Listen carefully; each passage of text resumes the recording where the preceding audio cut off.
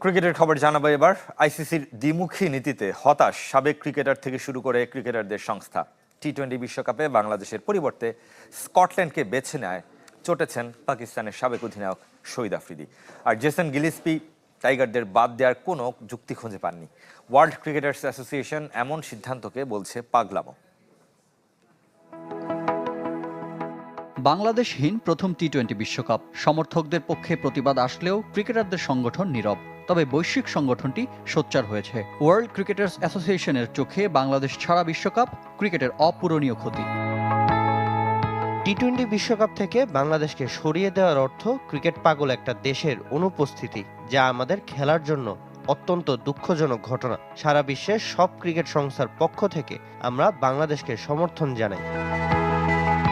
অনেকের মতো আইসিসির দ্বৈত নীতি নিয়ে প্রশ্ন তুলেছেন শহীদ আফ্রিদি। ভারত পাকিস্তানের জন্য এক নিয়ম, বাংলাদেশের জন্য আর